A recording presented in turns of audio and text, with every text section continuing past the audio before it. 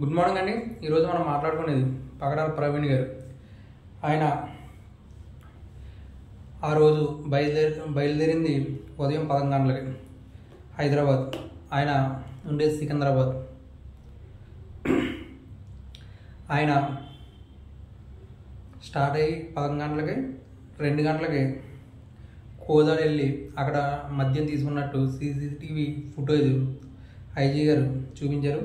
అలాగే గొల్లపూడి దగ్గర 4:45 అలాగే దానికన్నా ముందు కంచెంచర్ల చిల్లకల్లు టోల్ ప్లాజా దగ్గర, అలాగే రామాపాళ్ళు రింగ్ రోడ్డు దగ్గర పార్క్ దగ్గర కూర్చొని ఉన్నారు.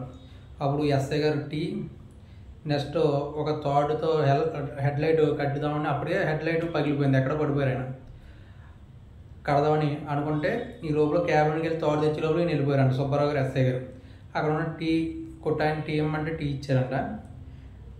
ఆయన పగడాల ప్రవీణ్ గారు అని ఈయనకి తెలియదంట.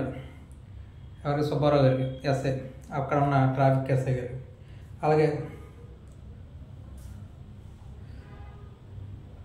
తర్వాత ఏలూరులో కూడా మద్యం తీసుకున్నారు. తర్వాత కరెక్ట్గా 8:47 ఏలూరులో మద్యం తీసుకున్నారు. రామాపాల్లో 3 గంటలు వెయిట్ చేసి కూర్చున్నారు. అప్పుడు మళ్ళీ అక్కడ నుంచి మళ్ళీ జర్నీ స్టార్ట్ చేశారు. అలాగే ఇంకోటి, ఈ విషయం మీద రాజకీయ నాయకులు హర్ష్ కుమార్ గారు కానీ, కేఏ పాల్ గారు కానీ, కేఏ పాల్ గారు అయితే సనాతన ధర్మం ఇది చంపేయింది అన్నారు. అలాగే హర్ష్ కుమార్ గారు డాక్టర్ గారు చెప్పారు ఆయన కొట్టి చంపేయారని. ఇలా చాలామంది అన్నారు. ఇది ఏమీ కాదు, ఆయన మాత్రం చనిపోవడానికి యాక్సిడెంటే కారణం. మద్యం తాగి ఈ విషయంలో ఆయన తప్పు చేశారు. అలాగే మద్యం తాగి డ్రంక్ అండ్ డ్రైవ్ చేయడం మాత్రం చాలా తప్పుడు పని.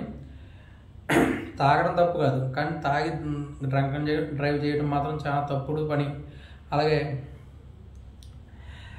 వారి కుటుంబ సభ్యులు పోస్ట్ మార్టం వద్దన్నారు.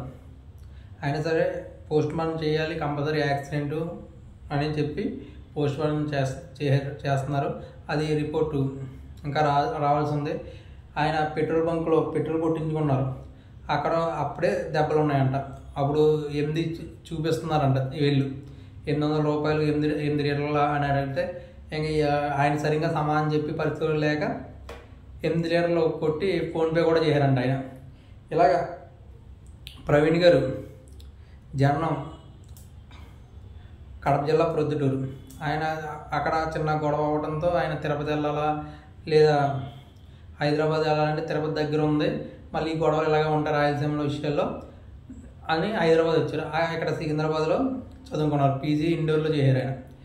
ఇలా ఆయన పీజీ ఇండోర్లో చేసి వచ్చిన తర్వాత ఆయన ఇంగ్లీషు, గుజరాతీ, మలయాళం ఇలాంటి అన్ని భాషలు కూడా అనర్గళంగా మాట్లాడేవారు.